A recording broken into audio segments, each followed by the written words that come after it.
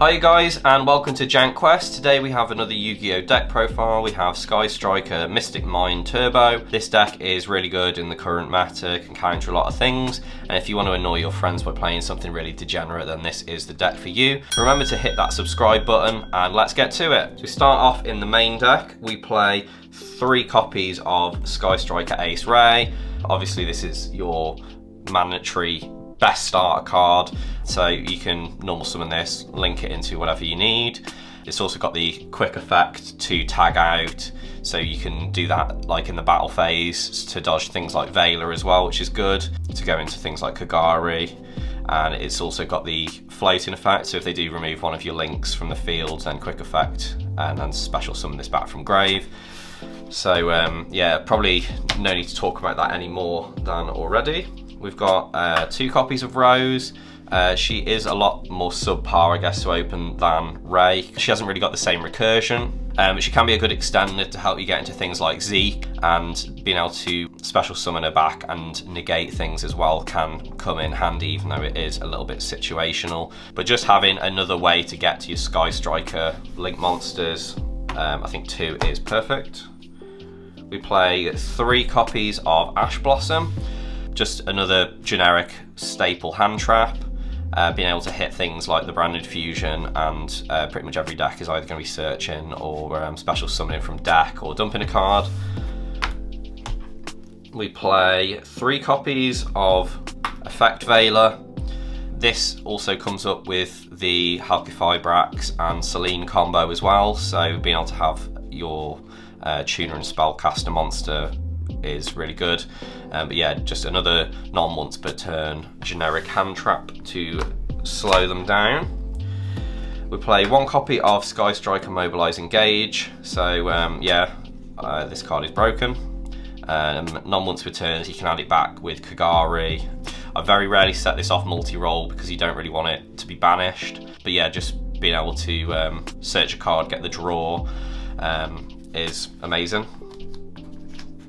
Wish it was back at 3, but I don't think that's ever going to happen. We play 3 copies of Widow Anchor, so just another negate card. You can also use this to steal something and push for game. You just have to be mindful sometimes when you're stealing something, if you're going to turn off your own back row. So sometimes, like on their turn, you want to kind of just negate it, not steal it. If you've got, like, you know, 5 set cards, because you're gonna turn off all of that advantage that you've got. But this card is so broken, being able to like attack with it still. So yeah, one of the best Sky Striker spells. We got multi-roll. So this is a broken card in terms of being able to steamroll them as the game goes on. Just being able to keep setting things. They'll probably try and remove it quite quickly. And then you can also use this to send your Area 0 and things as well, to be able to get to Ray that way. But yeah, if you can get to this, that you're either going to have to force them to remove it, or you're just going to be able to keep setting cards and cards and cards. And yeah, they can't respond to your spell activations as well, which is really nice. So we play 2 copies of Area 0. So this one, you usually want to normal summon your Ray. You'll Area 0 to target the Ray to send it, and then you'll chain Ray, quick effect, into one of your links, and then you'll still get to look at the top 3 cards and hopefully add a Sky Striker card that way. If you remove this by a card effect as well, then you can special summon a Sky Striker Ace from deck, which is really good in terms of pushing for game, or if you've just got no other ways to get started, then like you can multi-roll this away or something. Also, because we're playing Mystic Mine as well, just having another way to kind of replace it and kind of turn it off or on as and when you need. Currently playing 2 Afterburners, just a good removal card. So being able to pop one of their monsters, and then if you've got 3 spells engrave when that resolves, then you can pop a spell or trap as well. So just good card advantage. Quite often I'll be adding this back off Kagari as well if needed, to, you know, so you're pretty much removing 4 cards from their field just in one turn from that. So, you know, amazing card. Playing 2 Shark Cannons. A lot of people just play this at 1, but I do think it's really, really good because you can steal things in their grave that tuners and go into your Hulk plays that way. And just be able to interrupt the graveyard, I think, is really good in this current meta. So you can choose to banish it or banish it, and then when resolved, you can summon it, you know, if you've got the 3 things. So this is really good, helping push for game or just disrupt them.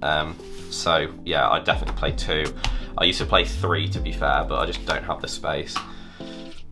Play 1 Hornet Drones. This is just another way to get to your link monsters or to link climb. Not much more to say about that, just, you know, great consistency card. There's a reason it's at 1, because it's just so splashable. Play 1 Terraforming. We play 5 field spells, so just another way to get to that. Reinforcement of the army, just another way to get to your Ray. Sometimes you want to search rows if you've already got you know, your Ray, and there's one like Engrave. Sometimes you just want that as an extender. Play 1 Call by the Grave, just another generic card to help your plays go through, protect against hand traps, and to interrupt your opponent's grave. And we play 3 of the Scummy card. We'll play 3 Mystic Mine. So this deck can abuse this really well. It can send its own monsters. It can sit on high arte and just poke for game. I would be playing Forbidden Droplet if I still had a set, to be fair.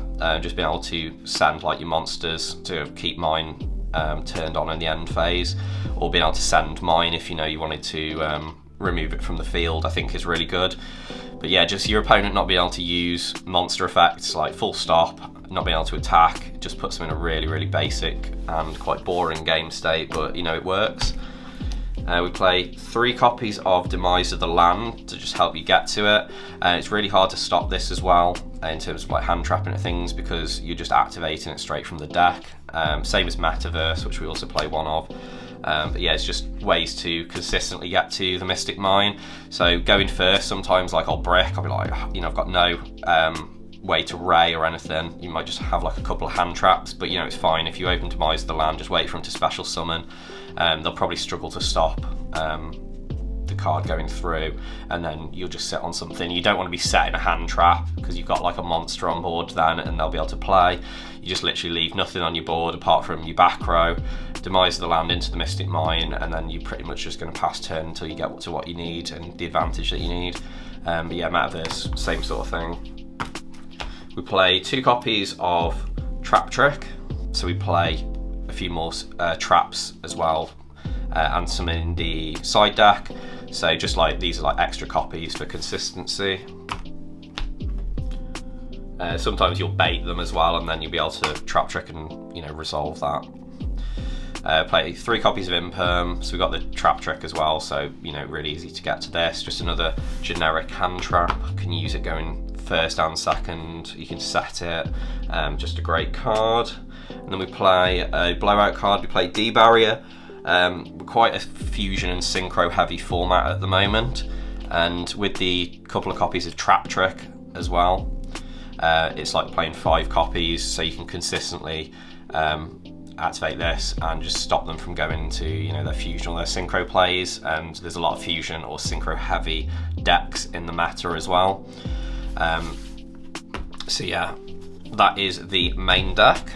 For the extra deck then, we play 3 copies of Sky Striker Ace Shizuku. So if you go in first, this one's great. You just be able to search something in the end phase. If you've already hard drawn like the multi-roll or hard drawn the engage to get to it, then you can activate the multi-roll, end phase Shizuku. You can search like a Widow or something, and then because it's a quick play spell, Widow your own Shizuku and set it off multi-roll. So you've actually searched it, and then you've set like an interruption as well for your opponent's turn. Otherwise, often you'll just want to search engage as follow up. If they remove one of your links on their turn, and then you Ray back in, and if they haven't got any more plays, then you can use Ray effect, go into this in their end phase, which is good as well, get follow up, and then your turn you've got plays. So sometimes they'll misplay and, you know, just give you advantage for free by doing that. 3 copies of Kagari. So this one is broke. You get to add a Sky Striker spell back from your grave to your hand. The Shizuku as well, just forgot to mention, so for every spell in your grave, their monsters lose 100 attack. This one, Kagari gains 100 attack. And to be fair, like late game, this does actually come up. Like you'll have like a 3k Kagari, which is crazy. Just being able to push for damage.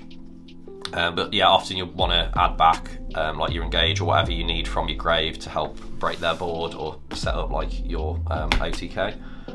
Play 2 copies of Hayate. This one going second is like a starter, to be fair. Like you just attack directly for 15, dump a card to the grave, and then you Kagari it back. So it's pretty much being able to search out whatever you want just from that. It also activates in the damage step as well, so like they can't ash it and things. So this one's really, really good. I think 2 is enough copies, but yeah, really good in time as well. So if you game 3, there's not long left, you can attack directly over their board or whatever and do 15 damage, 1500 damage. We have Kaina as well. This one is the one that barely ever gets made, but sometimes it can come up. Just helping you preserve your Sky Strikers when you're kind of on the back foot, let's say. So you'll special summon her out usually when Ray's special summon back, and then she can stop a monster from attacking. So then hopefully, like if they've got no more plays that they can make, and next turn you've got a Sky Striker link monster, and then you can, you know, go into Kagari or whatever and start making plays again. You also can use this to gain life points as well, so another card that is good in time. So you can go into Kaina and then play some spell cards, and then hopefully time will get called. To play 1 copy of Zeke. I'd like to play 2, but we just don't have the room. So a Sky Striker monster and anything else, and you can go into Zeke. So you can Widow Anchor, steal something and make Zeke. Or you can Shark Hand something out of their grave, or you know, you've got the Rose, so you can summon Ray, chain Rose and go into it that way. So yeah, she's really good. You can, when she's summoned, banish one of their monsters until their next end phase. So it's really good removal. And then you've also got her other effects. You can send one of your cards to the grave, and then she gains 1000 attacks. So you can get up to 2500. And you can send, for example, like your Area 0 to get like another monster and link climb that way. Or you could also target something to send it and chain it on. But because she's a Sky Striker monster as well, so you could, you know, go into her, remove something from their field, for example, and then you could just remove her and put Kagari on top. So she's easy to either, you know, use to link climb or get back into your link ones. Play 1 copy of Dark, the Dark Charmer. This card is really broken at the moment. There's a lot of Dark decks in the meta, so you got like Despia that's really, really popular, for example. So they're pretty much always going to have things in their grave that you can use to link climb. So you can steal things, and you can use their effect as well, which is really, really good. So you can steal something, use its effect if it's, you know, something generic, and then, you know, use it to link climb away. You need a dark monster, but you play like Ray, which is a dark, and if they remove this, then you can, you know, search yourself a Ray as follow-up. So this card is great. I definitely wouldn't cut it.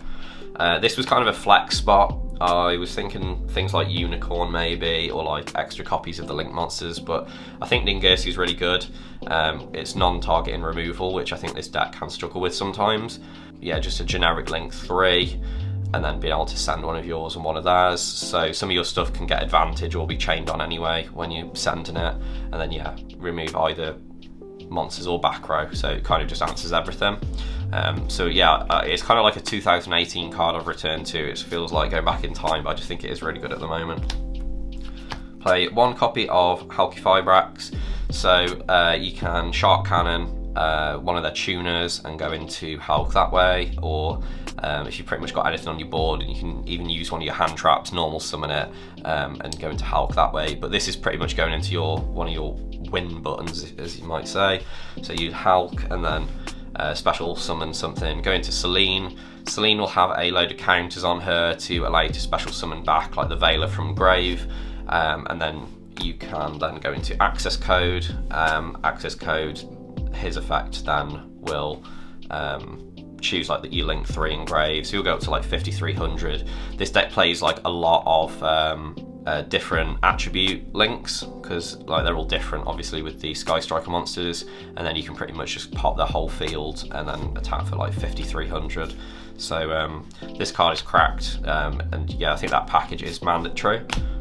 And we'll finish off with the side deck, playing 2 copies of DD Crow just to help disrupt their grave. There's a lot of decks which will like target things in the grave to special summon, or need certain things in the grave to be able to make their plays, like fuse and things. So we do play the 2 Shark Cannon as well, so I think 2 is fine for this. Just a really strong generic card. It's not once per turn either though. Play 2 copies of Ghost Ogre. So I think this hits a lot of rogue stuff, and it can be good against things like the Adventure Engine, things that play like continuous spells, field spells. So yeah, Ghost Ogre, another good card. Play 1 Jamming Waves.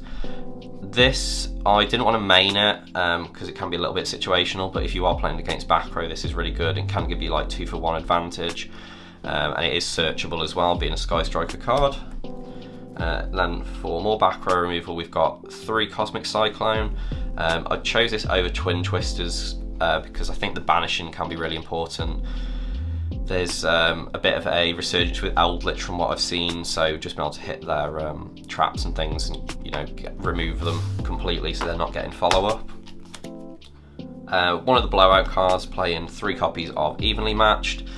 So going second, just bait some of their negates out or whatever they've got, or if they, you know, they've got back row, then you just completely blow them away with this, or they're going to have to stop it, and then hopefully your other plays will go through anyway. And then finish off with another degenerate strategy. We've got the Sanctum and Scythe package. So we play the 2 Trap Tricks as well, so it's almost like playing 5 copies if you've kept them in when you side in. So consistently, if you're going first, you can get to this and pretty much shut off almost every deck. Most decks are just going to completely choke and almost skip their turn. At the very least, they're going to have to Ash Blossom it or something and waste a card that way. So yeah, I think this is a really good choice to side into, especially if you're going first.